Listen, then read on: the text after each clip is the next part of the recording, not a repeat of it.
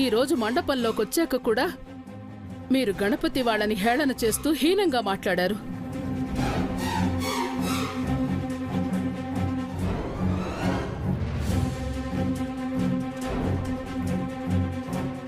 ఇలాంటి ఇంటికా నిధి కోడలుగా వెళుతుందని భయపడ్డాను. సుబ్బుకి డబ్బు పిచ్చుండొచ్చు, కానీ అతని వెనక మంచి కుటుంబం ఉంది. ఈరోజు కాకపోతే రేపైనా మారుతాడు. కానీ విఘ్నేష్ మారడు. నిధిని ప్రేమగా చూసుకోలేడు.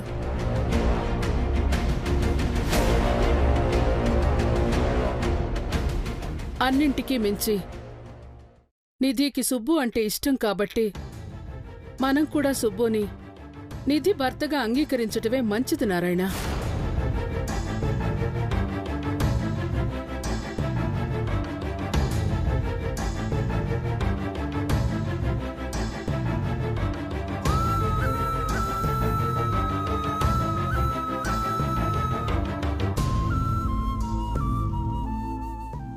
అన్నయ్య గారు, మావాడు చేసింది తప్పే కాదన్ను. అమ్మాయికిష్టం లేకపోతే నేను ఒప్పుకునేదాన్నే కాదు. కానీ ఇద్దరూ ఇష్టపడ్డాము అంటున్నారు కదా, వాడి తప్పుని మన్నించండి అన్నయ్య గారు.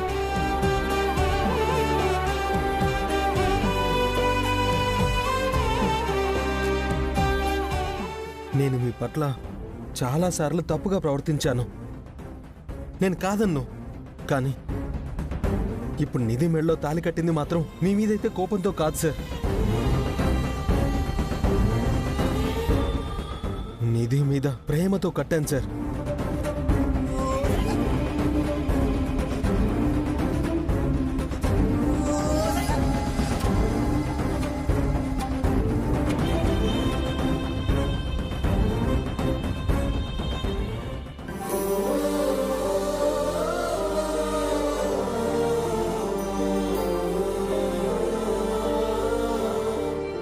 నాన్న, మీ కూతుర్ని ఒకరి చేతుల్లో పెట్టేటప్పుడు మీరెంతలా ఆలోచిస్తారు నేను అర్థం చేసుకోగలను.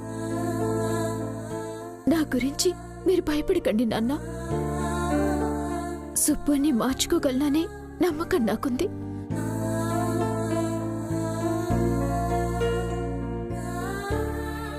ఒకవేళ ఏమైనా కష్టం వచ్చినా తల్లిలా నన్ను చూసుకోటానికి అక్క నా పక్కనే ఉంటుంది కదా.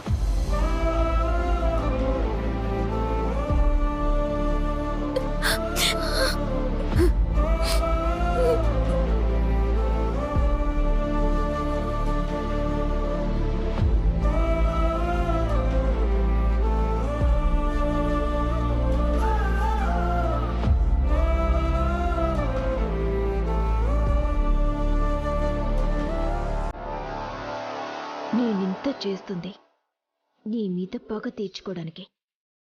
ఇప్పుడు నా జీవితం ఎలాగో నాశనమయ్యింది. నీతో నీ పక్కనే ఉండి నిన్ను ప్రశాంతంగా ఉండనివ్వను. సుబ్బుని ఎలాగోలా నా దారిలో పెట్టుకొని నేను ఆనందంగా ఉంటాను. కానీ నువ్వు చేసుకున్నది ప్యూర్నని తెలియటం, నువ్వు అనుక్షణం బాధపడుతూ ఉండటం చూసి నేను జీవితాంతం ఆనందిస్తాను.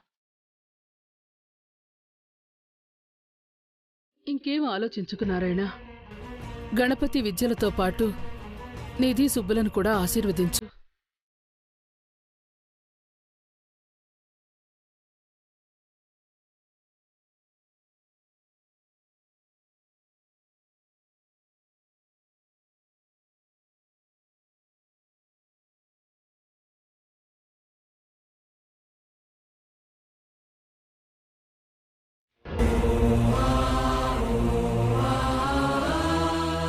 ఎస్ఐ గారు, మీరు వెళ్ళండి. ఏదైనా ఎంక్వైరీ ఉంటే తర్వాత చేసుకోండి. మిమ్మల్ని ఇబ్బంది పెట్టినందుకు మమ్మల్ని క్షమించండి. అలాగే సార్, పదండి.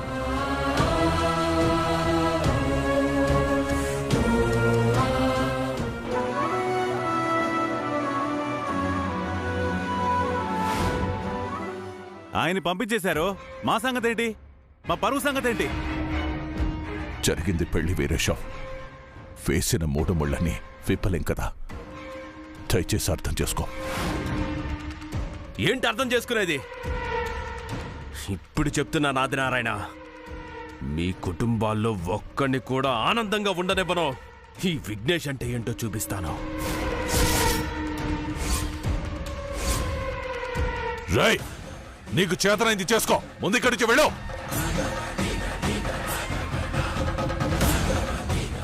రేయ్, ఇంకా చూస్తావేంట్రా? పదా.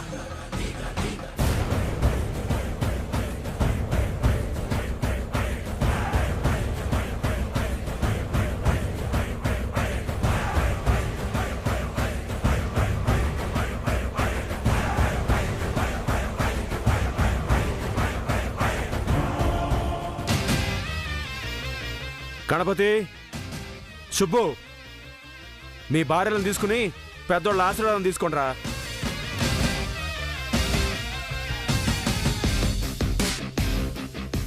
అమ్మ విద్య, ముందు రాజేశ్వర్ గారి ఆశీర్వాదం తీసుకోండి.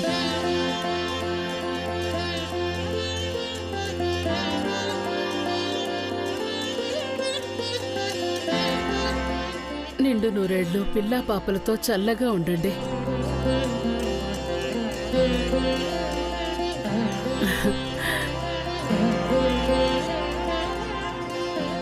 ఆది దంపతుల్లాగా అందరికీ ఆదర్శంగా ఉండేలా మీ కాపురం ఉండాలి.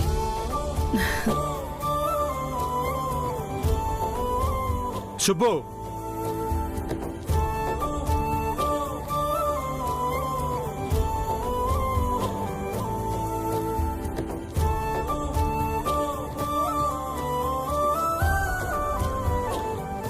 చల్లగా ఉండండి.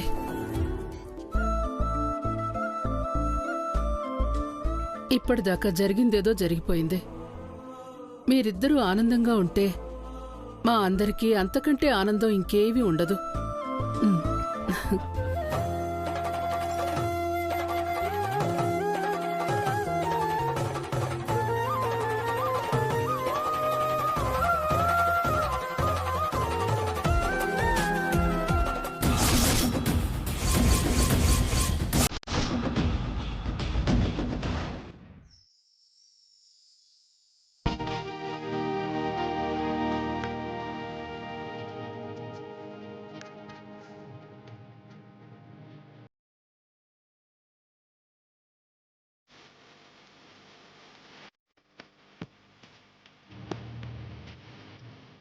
ఇందు, గిరిజ, ఎంతసేపే, త్వరగా రండి. వస్తున్నామమ్మా.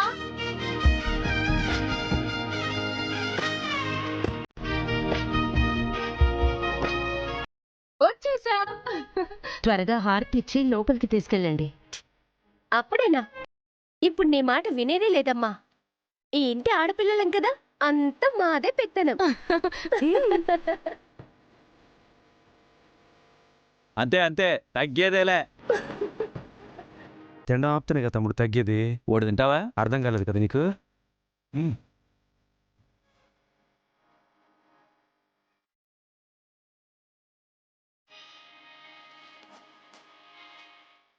భూమి చుట్టూ చంద్రుడు తిరిగినట్టు వదిన వాళ్ళని వదలకుండా మినిమం 10-15 రోజులు తిరుగుతారనుకుంటే అప్పుడే మీరు చిటికన వెళ్ళి వదిలేశారేంటి? పట్టుకోండి అన్నయ్యలు.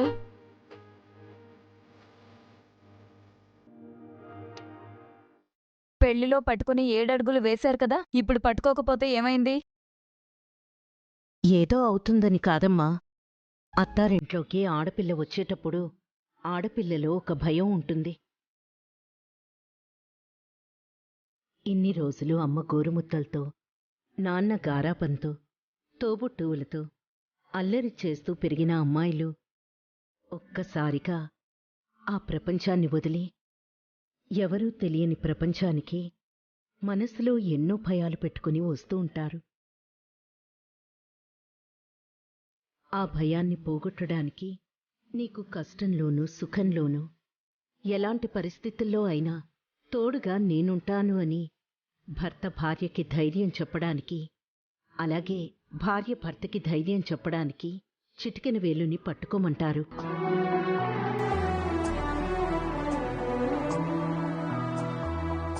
ప్రయాణమైనా, పుణ్యక్షేత్రమైనా, ఏ వనవాసానికైనా ఇద్దరూ ఎప్పుడూ తోడుగా ఉండాలి.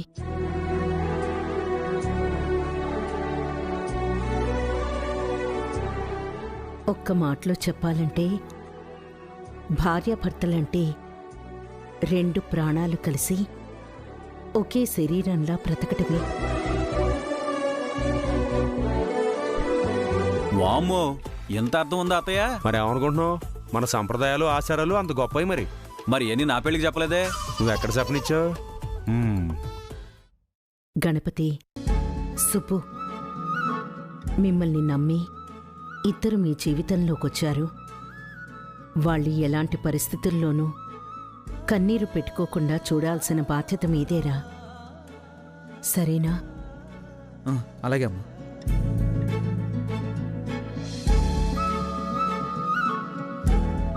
సుబ్బు, నువ్వు చేసింది తప్పే అయినా నిధి నిన్ను ఇష్టపడ్డాను అని చెప్పింది కాబట్టి అన్నయ్య గారు మీ పెళ్లిని అంగీకరించారు.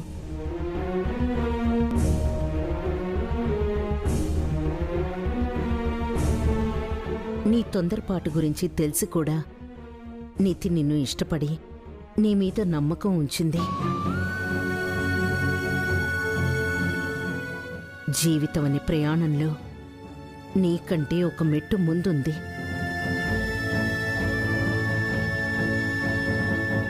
అల్లుళ్ళు భార్యాభర్తలుగా మారిన తర్వాత ఈ ప్రయాణంలో చిన్న చిన్న మనస్పర్ధలు వస్తూ ఉంటాయి. ఎవరి ముందు వెనక్కి తగితే వాళ్ళకి ఎక్కువ పే ఉన్నట్టు. అది మరి పర్వాలేదండి, పెళ్లి కాకపోయినా మీరు కూడా పెళ్లి గురించి ఏదేదో చెప్పేస్తున్నారు. అవునన్నయ్య, అల్లుళ్ళ పెళ్ళిళ్ళు అయిపోయాయి కదా, ఇంకెప్పుడు నీ పెళ్ళి? అతి త్వరలోనే బావా. మావయ్య వద్దన్నా మేమందరం బలవంతంగా అయినా చేస్తాం. నా సంగతి తర్వాత గానీ ముందు ఆరతిచ్చి వీళ్ళని లోపలికి పిలవండి. కాళ్ళు పీకేస్తున్నాయి.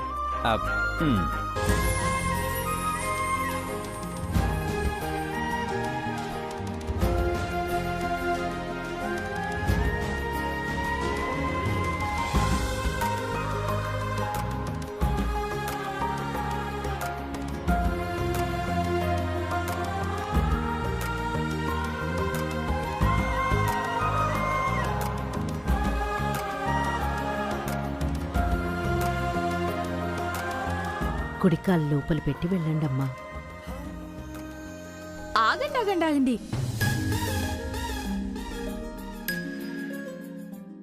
ఒకరి పేర్లొకరు చెప్పుకోవాలిగా.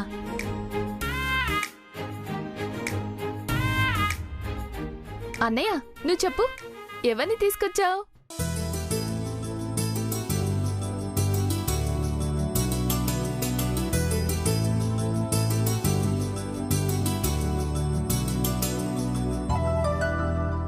నేను, నా భార్య శ్రీవిద్య వచ్చాం.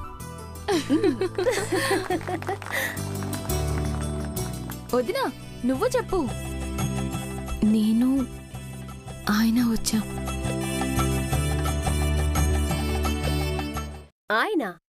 ఆయనంటే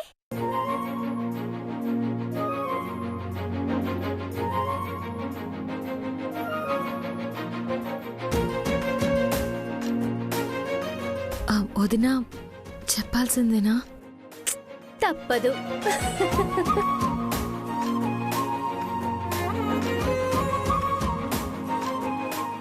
నేను, మా ఆయన, గణపతి వచ్చాం.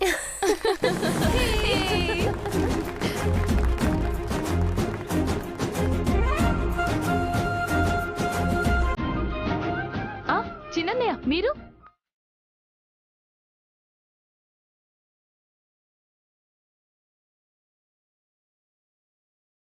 నేను, నా భార్య శ్రీనిధి వచ్చాం.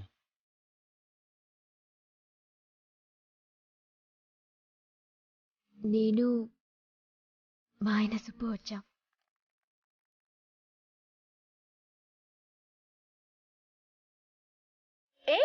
ఆగండి. వచ్చామంటే సరిపోదు. లోపలికి రావాలంటే ఆడపిల్లలకి లాంఛనాలు ఇవ్వాలి.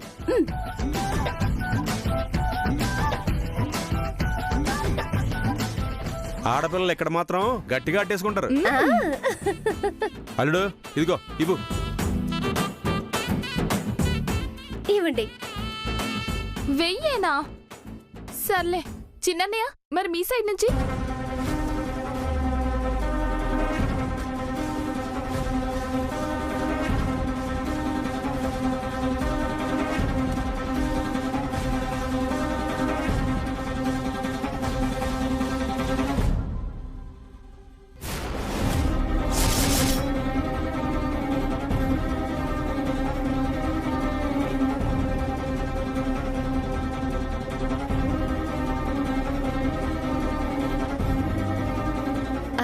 ఇది ఇలా ఉండాలి లాంఛనాలంటే. మీరు ఇక్కడే ఉండండి, మేమిప్పుడే వస్తాం.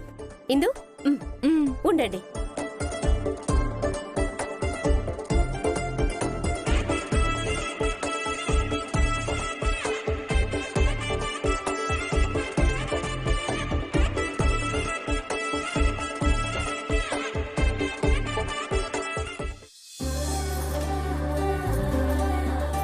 ఇవి దేనికి? ఇంటి కోడలంటే లక్ష్మీదేవితో సమానం. ఇంట్లో కడుగు పెట్టేటప్పుడు ధాన్యాన్ని తన్నిస్తారు. కోడలు తన్నిన ధాన్యం ఎంత దూరం పడితే అంత లక్ష్మీదేవి అత్తారింట్లో ఉంటుంది అని నమ్మకం. గట్టిగా తన్నండమ్మా. ఈ ఇంట్లో ఎలాగో సిరి సంపదలు లేవు.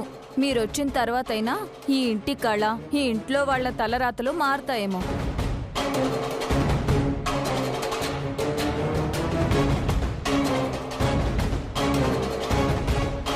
వదినా, ఎందుకలా అంటావు? ఇప్పుడు నేనేమన్నాను? ఉన్నదే కదా అన్నాను. పర్వాలేదులేమ్మా. విద్య, నువ్వు ధాన్యాన్ని తన్ను.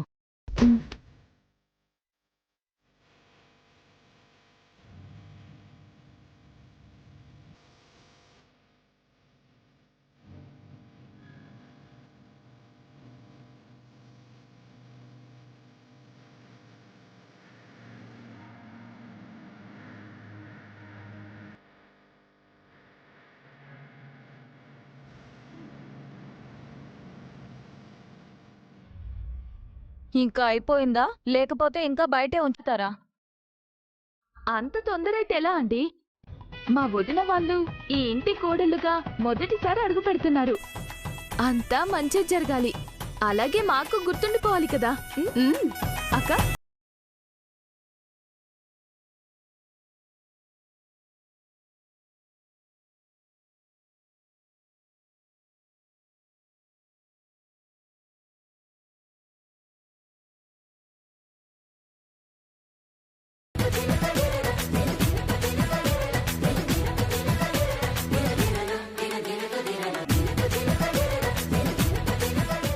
ఇందులో అడుగుపెట్టి ఈ క్లాత్ మీద మీ తొలి అడుగులు వెయ్యాలి. గుర్తుందిగా? కుడి కాలు పెట్టాలి.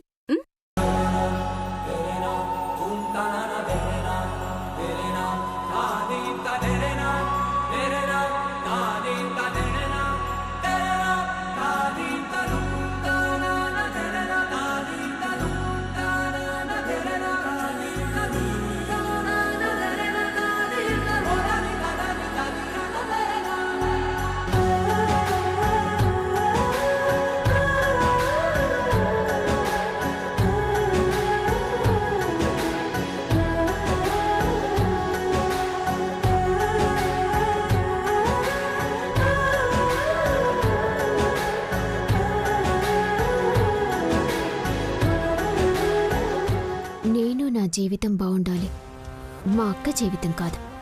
అందుకే నేను ఎడమకాలు పెట్టే వెళ్తాను.